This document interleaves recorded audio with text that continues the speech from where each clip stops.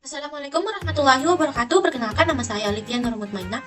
Di sini saya akan melanjutkan tugas saya, yaitu Supply Chain Management System. Di mana di sini pada pertemuan 5 kami membahas optimalisasi inventory pada machine learning menggunakan model EOKI. Baiklah, langsung saja kita ke studi kasus yang ketiga. Di mana di sini latar belakang PT ABC adalah perusahaan yang menjual berbagai produk elektronik. Perusahaan ini ingin mengoptimalkan inventory untuk mengurangi biaya penyimpanan dan biaya pemesanan, serta menghindari situasi kekurangan stok. Tujuannya itu memprediksi permintaan produk dan menentukan jumlah pemesanan optimal berdasarkan prediksi permintaan. Kemudian datanya itu dataset penjualan histori yang mencakup informasi tentang tanggal penjualan, jumlah produk terjual, dan harga produk, dan informasi tambahan seperti data promosi dan kondisi cuaca. Kemudian langkah-langkahnya itu 1. Mengumpulkan data, 2. Pemrosesan data, 3. Pelatihan model machine learning untuk prediksi permintaan, 4. Penentuan jumlah pemesanan optimal berdasarkan prediksi permintaan, dan yang kelima evaluasi dan visualisasi hasil. Lalu langsung saja kita ke kodenya, yaitu import pandas atau PD, di mana pandas digunakan untuk memanipulasi data seperti membuat data frame dan memanipulasi tanggal. Kemudian import NumPy atau NP. NumPy digunakan untuk operasi numerik seperti menghasilkan angka acak. Kemudian untuk scalar model selection, import, train, test, split. Di sini digunakan untuk membuat data atau membagi data training menjadi membagi data latih dan data uji. Kemudian untuk from scalar assembly, import, random forest regression digunakan untuk membangun model prediksi dengan algoritma random forest. Kemudian untuk from scalar metric, import mean absolute error dan mean squared error. Di sini kita akan mengetahui seberapa jauh errornya variabel A ke variabel B. Kemudian untuk import matplotlib pyplot as atau PLT. Di sini kita akan membuat sebuah visualisasi data atau plot grafik. Baiklah, langsung saja kita ke datanya. Di sini ada tanggal, di mana PD.date dengan rentang dimulai dari tanggal 1 bulan 1 2021, periode 1 tahun, dan frekuensi itu D. Kemudian penjualan NumPy.random trend date dimulai dari angka 50 ke angka 200 dengan size 365. Kemudian harga NumPy.random trend date dimulai dari angka 20 sampai angka 100 dengan ukuran 365. Kemudian untuk promosi NumPy randomnya itu random dimulai dari angka 0 sampai 2 dengan ukuran 365. Kemudian untuk cuaca NumPy randomnya itu choice di mana berubah di mana cerah, hujan, dan berawan dengan ukuran 365. Kemudian data frame-nya itu pandas titik data frame dalam kurung data yang ini.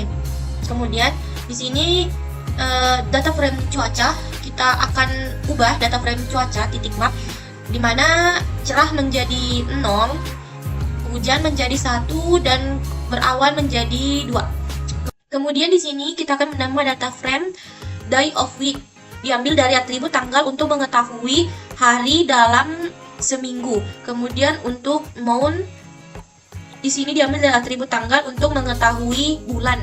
Kemudian untuk variabel X di sini akan berisi data frame harga, promosi, cuaca, hari ke minggu, kemudian bulan. Kemudian untuk data Y akan berisi data frame sales.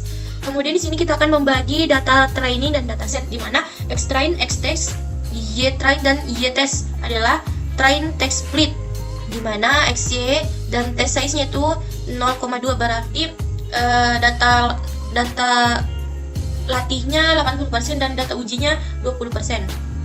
Kemudian di sini random state-nya itu 42. Kemudian modelnya itu random forest regression-nya itu dengan estimasi 100 dan random state-nya itu 42.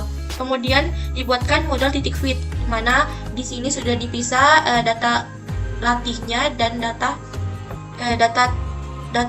latihnya X train dan Y train. Kemudian di sini kita akan melakukan prediksi, mana model titik prediksi itu data uji. Baiklah, untuk mean absolute error itu Y test dan Y prediksi. Di sini kita akan melihat berapa errornya. Errornya itu 42. Kemudian untuk RMSE-nya itu NP squared main squared error-nya, mana Y test dan Y prediksi. Maka di sini akan memunculkan error RMSE itu 47.54. Baiklah, selanjutnya ada PLT figur fixed size 10,5. Di sini menentukan ukuran grafik, lebar 10 inci dan tinggi 5 inci. Kemudian untuk PLT plot, di mana Y-test-nya itu berisi label dengan aktual sales, menampilkan data penjualan aktual pada grafik. Kemudian untuk PLT titik plot Y prediksi dengan label prediksi sales dengan line ini garis putus-putus, menampilkan data penjualan yang diprediksi dengan garis putus-putus. Kemudian PLT legend-nya itu menambah legend pada grafik. Kemudian untuk PLT title-nya itu judulnya yaitu aktual vs prediksi sales. Kemudian untuk PLT X labelnya itu data point. Di sini akan menambahkan label sumbu X titik data. Kemudian untuk PLT Y labelnya itu adalah penjualan, di mana di sini akan memunculkan label sumbu Y. Kemudian di sini PLT titik sold ini akan memunculkan grafiknya. Baiklah, grafiknya akan muncul seperti ini, di mana di sini sudah tertera. Di sini penjualan, di sini data poinnya. Baiklah, selanjutnya kita akan masuk pada model EOKI, di mana D-nya itu adalah nampi titik men Y prediksi dikali 1 tahun. Kemudian S-nya itu adalah 1000, itu biaya pemesanan per orderan. Kemudian 50 itu biaya penyimpanan per unit per tahun. Kemudian EOKI-nya itu sama dengan NP squared, di mana 2 NP SQRT itu bagi akar, di mana dalam kurung 2 kali D kali S lalu tutup kurung akan dibagi dengan H. Kemudian di print maka akan menghasilkan ekonomi order quality-nya per order, yang itu ini. EOKI-nya itu 1350 5.59 per unit. Kemudian untuk menghitung total biaya inventory-nya, di mana biaya orderingnya itu rumusnya D bagi EOKI dikali S. Kemudian biaya penyimpanannya yaitu EOKI dibagi 2 kemudian dikali dengan H. Kemudian untuk total cost-nya itu total biayanya itu adalah biaya pemesanan ditambah dengan biaya penyimpanan. Ini perintah untuk memunculkan ini ordering, holding, dan totalnya. Baiklah, di sini kita mendapatkan total orderingnya itu 3376484, kemudian total holding cost-nya itu 33764.84, kemudian total inventory-nya itu 67529.67. Baiklah, saya akan membacakan hasil analisisnya. Evaluasi model MAE dan RMSE digunakan untuk mengevaluasi kinerja model prediksi, dan visualisasi hasil prediksi vs hasil aktual membantu dalam memahami seberapa baik model menangkap pola dalam data. Kemudian untuk perhitungan EOKI dihitung berdasarkan prediksi permintaan tahunan, biaya pemesanan, dan biaya penyimpanan.